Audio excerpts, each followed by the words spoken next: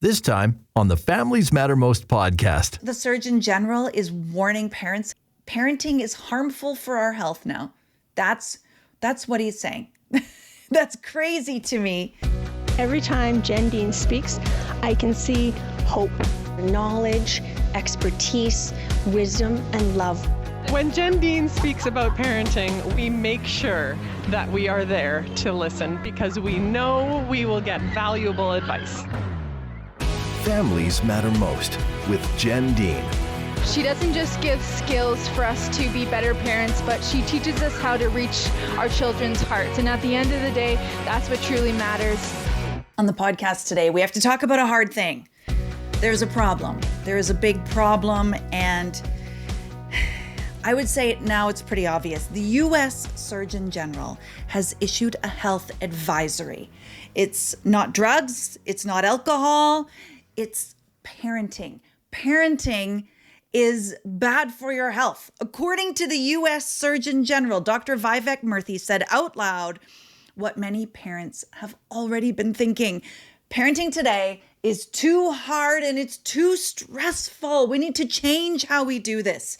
So in the advisory, it was released late 2024, the Surgeon General, he advises that we need to lower the bar. We need to change how we do things. It's gotten to be too much. He says parents, mothers and fathers now work more hours than we did in 1985. And our home lives are busier too. It's not now more women are working. And so that it's not one thing. We're doing more of everything. We are working more hours. Men are working more hours. Women, well, obviously, compared to 1985, more women are working in general, but the working women are working more hours. And then when we're at home, we don't have the downtime that we used to have to. We're trying to do everything. And you know this is true. We have our kids in all the programs. We have crowded the schedules. We've got to put everyone in competitive sports classes, piano. They have to take art. We got them in computers and robotics. Oh, and then at school, don't forget, we have to read to our kids every day. We have to practice spelling. We have to help them with their homework. We have to, teach them responsibility and character. They should be doing chores. Yeah, we have to make the cupcakes. We need to have discipline and consequences. We need to reach their hearts and have character.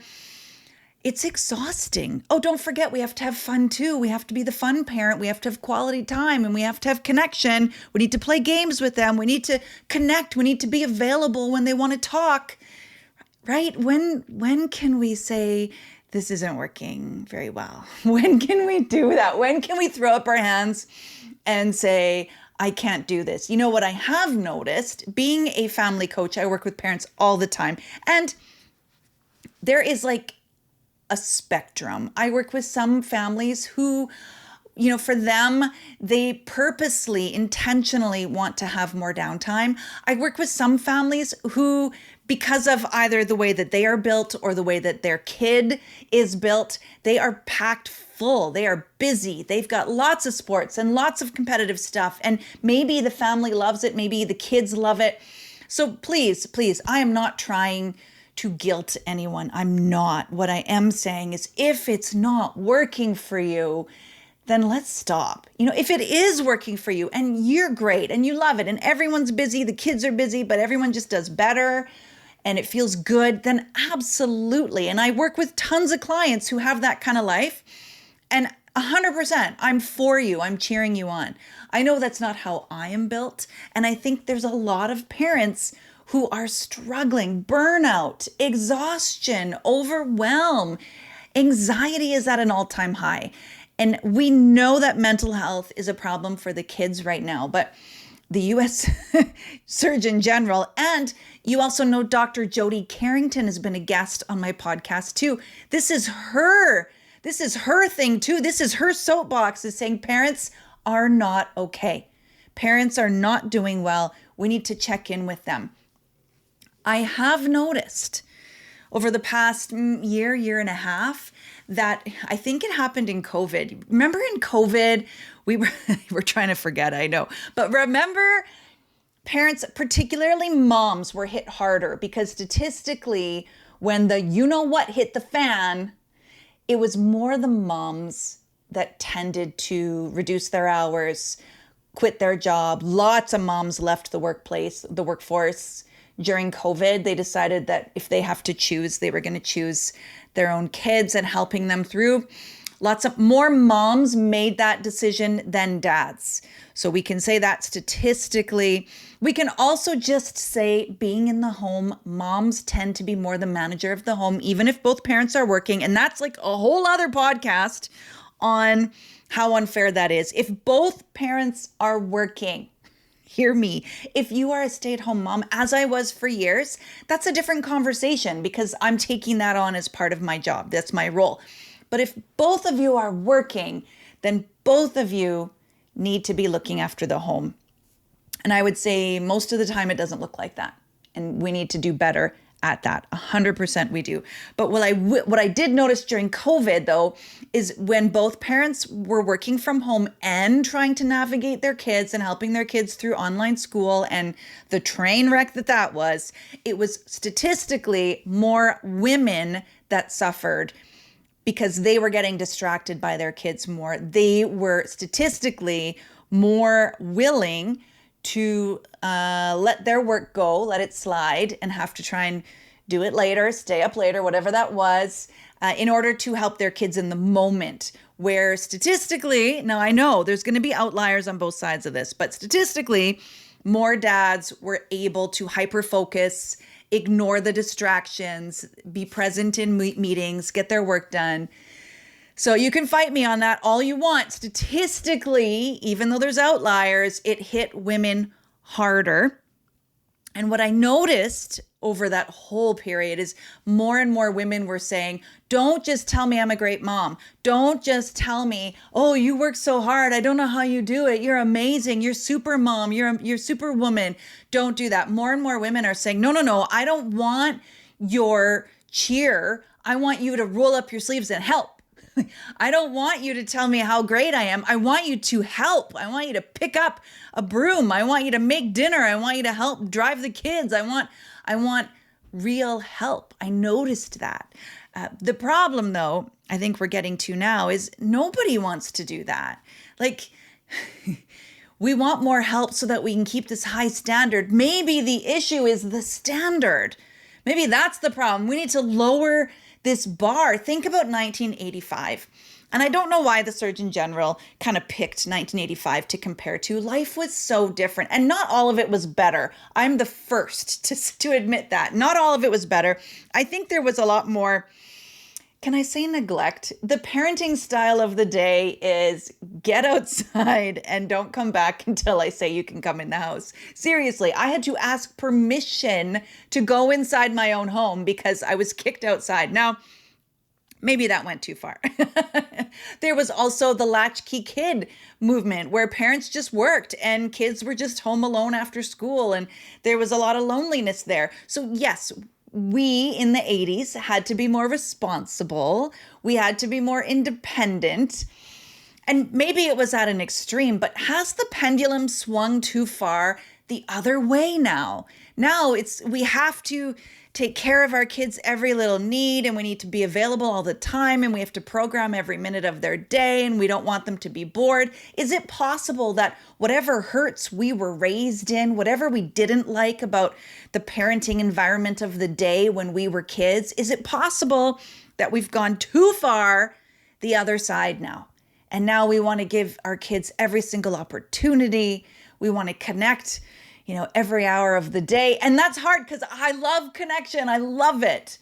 But I also think it's important for our kids to learn independence and responsibility. And all of these things require allowing our kids some risky play, allowing them to fail a little bit, allowing them to be bored is all good. I want you to think about life in the 80s. There is no way your weekends would have been as busy as they are now. There is no way your parents would have had you in competitive something all year long, sometimes multiple things.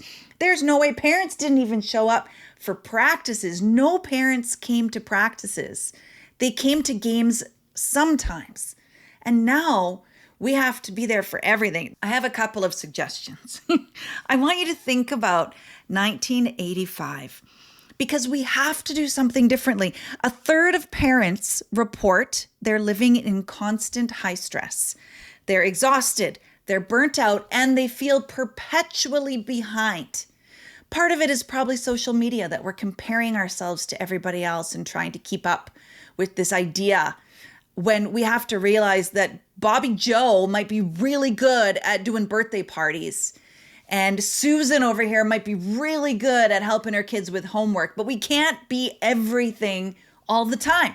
We just can't do it. In 2019, the World Health Organization recognized burnout syndrome in its international classification of diseases. So it's an occupational condition linked to several health symptoms, such as fatigue, changing sleep habits, substance use, which could be food, which could be wine, which could be, and characterized by energy depletion, mental distance, or cynicism related to one's job and reduced efficacy, meaning hopelessness. It will never change. It will always be this hard. It will never get better. I don't know what to do. I'll never know what to do. I'm going to fail. I always fail. Yeah, that is not motivating. So there's this feeling of overwhelm, this feeling of exhaustion, a feeling of hopelessness to do with burnout. But parents are now undergoing that. We cannot keep doing it the way that we were. Think back to 1985. Think back to a weekend, a regular week. Were you out every night? I doubt it. Statistically, I think we had one or two things a week, and that was it. Most of our sports was stuff after school, and that was all. That was it. If we were in hockey or skating, it would have been for a couple of months in the winter, and then we're done. We're doing school sports the rest of the time. Swimming lessons wasn't all year long. It was in the summertime. Why are we making it so much harder for ourselves? So I want to encourage you to rethink what was great about 1985. Let's not go to the bad places, because there wasn't, there was some things I would not want to bring back. But I wouldn't want to bring back, like, suck it up. You better quit crying or I'll give you something to cry about. There was not a lot of emphasis placed on relationship or connection in 1985. Maybe your parents did a good job of that, but it was not in conversations. It wasn't in parenting books. People really didn't study parenting, learn about it, talk about it. It was just, your kids existed. So that was like the climate, the parenting climate of the day. But what was great about 1985, it was so much slower. It was more relaxed. You might, on a weekend, one night, go and spend time with some friends, or maybe your family would go see another family and they'd play cards and you'd be in the basement trying to be quiet so you could stay later. And that was a big deal. And you looked forward to that because that's all you had going on. It wasn't a whole pile of things. We didn't spend as much money, parents. We didn't spend the money on stuff. We didn't do that. I'm going to play an audio clip here. I will link to the whole interview. It's pretty short. It's on the Strombo show, the Strombolopagus. I can't say his name properly, but I'm going to put the link to the video below. But I want to play a short clip. This is Bobby Orr, hockey legend Bobby Orr, talking about how important it is that kids aren't programmed, scheduled, competitive this all the time. Things have really changed. I mean, even with the kids. I mean, when we were younger, our parents would say, we'd leave in the morning, they'd say, be home by dark. And we'd be out with our buddies all day, whether it be the river or the bay or on the street. The school rink, we'd be playing, and you don't see that at all anymore. It's all organized. Kids are at tournaments. It's not fair to the parents. I mean, it's so expensive. And the kids do not have to play 12 months of the year, play other sports, hang around other kids. I think it's healthy. And I think that's the way it should be. And play your sport, your winter sport, your hockey. And, I never went to a hockey school until I turned pro. It's true. What if we cut out some of the scheduled things? What if we did that? This is my soapbox. What if we cut out some of the competitive sports? If it's not working for you, if it's working for you and your family loves it and everyone's happy, then please, I'm not telling you you're wrong. I'm not. But if it's not working for you, if me telling you that parents are feeling burnt out, exhausted, perpetually behind in everything they do, if you feel like you are trying to do everything and failing, if you're trying to do everything and you can't do anything right, if this is you, then hear me. Let's look at your schedule. Let's cut some things out. And I don't just mean cut things out for you, because we do that, moms and dads. We will put ourselves last. We'll cut out, everything to do with us and leave our kids' stuff. Well, no, that's important too. You need something for you. What if you cut out competitive sports? What if you went back to rec league? Let's take it from Bobby Orr. Rec league. If you were going to go swimming with your kids, not swimming lessons, not learn to swim.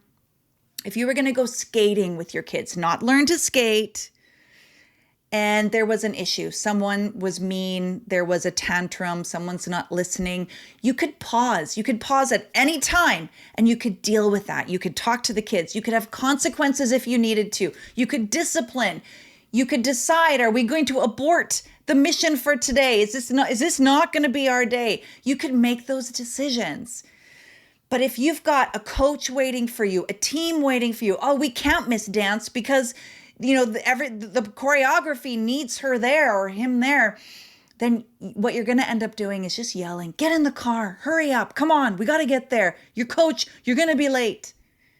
But if you were just going to go swimming, if you were just going to go skating, then it doesn't matter. If you're at the park and there's an issue, there's a behavioral something, you can stop what you're doing. You can say, that's it. You know what? We're going to need to go home now. But not if it's a programmed, not if it's gymnastics. Do you see the difference? It makes life slower in so many ways and gives you the ability to stop and deal with things as you need to. So if this is speaking to you and you're thinking, yeah, okay, what if we cut out competitive sports for a little while, maybe for a season, just to see. I know there's that thought of, oh, but if we do that, then my kid will be behind and then they'll never make it. But when you study some of the best athletic legends, they'll say, I think I was listening to an interview with Wayne Gretzky, who, was it lacrosse he played? He played a different sport after hockey season. And he looks back and it helped him to do better in hockey because it trained a different part of him that wasn't getting the same training in hockey. And so it helped him all around be a better athlete. What if we embrace that? What if we just rely on school stuff? You can play on the school basketball team. You can play on the school football team. We don't need to drag you to 5 different practices a week, and then we got a game here, and then we got this here, and then we got piano, and then we got art, and then we got robotics, and then we got 3 kids. So multiply all of that by 3. I've been there. I can help you logistically work through all of it. And if you're going to fight me and say, no, we love this, this is what we're doing, then good. I can help you with that. But if anything here is feeling like, yes, I want this in my life, I want a slower life, I think developmentally, behaviorally, my kids need me to slow down. I need to work on some character. We got to work on self-control with my kids. We got to work on helping them deal with anger. Anger is a problem for my kids. Selfishness is a problem in my kids' lives. I got to take a season to deal with that. I want to encourage you that when I coach a family and they decide to try this for a season, the kids always say they love it. They don't want to go back to the way life was. So let's have a little more boredom. Let's have a slower life. Let's not have schedules and pre-programmed. You're going to save some time. You're going to have more money in your pocket. That's a good thing too. Here's something for you. This is something I've been doing and it is so wonderful. I want you to have a crappy dinner party. This is for you, not for the kids, for you. There is a trend, right? When we're so busy, we don't want to try and have friends over because it just feels like more work. We got to clean. What do I cook? What do I serve? It just feels like a lot of work. So here's something you can do. Have a crappy dinner party. Invite some friends over. And this is the rule. You're inviting them to a crappy dinner party. They're not allowed to spend a lot of time making something. They got to bring something easy. No work. Look in their freezer. Bring a casserole that's been in there. Bring leftovers. I'm not kidding. One time, Sean and I, we brought frozen waffles, like Eggo waffles and syrup. We brought pizza pops once. We brought a chicken pot pie. Like, just find something and bring it. And there's no like, you're bringing this and you're bringing this. Nope. If everyone brings cheese, guess what? It's cheese. You might have all desserts. Who cares? The point is to have fun together. So it's a crappy dinner party. You bring whatever you've got and it's fun. You never know what you'll get. There's no pressure. You're not allowed to clean your house up. You can use paper plates. It's meant to be super easy and fun. And I'll tell you, I've had about 4 of these already. Some of them at my house, some of them at other friends. And it's always a hit. One time someone brought peanut butter and crackers. It's super fun. Someone brought leftovers. It is fantastic. So this is a way to try and get back to kind of the social aspect of hanging out with friends without the pressure of performance. Everyone loves it. This is one way that we can lower the bar and let's make it just a little bit more like 1985. So consider that. I would love your feedback. What do you think? Can you relate to what the Surgeon General is warning parents of? Parenting is harmful for our health now. That's what he's saying. That's crazy to me, but that's what it is. If you can relate, if you feel exhausted, if you feel like you're burnt out, if there's high stress, if there's overwhelm, reach out. Let's have a strategy call. I can help you with this. There are tools that I can show you, I can teach you to deal with this in your own life, but also to help you with your kids. So let's have a strategy call. Let's talk about it. Let me know what you think. Thanks for listening to the Families Matter Most podcast with Jen Dean. Book a free strategy call today. For more podcasts, online courses, or just to get more information, visit familiesmattermost.com.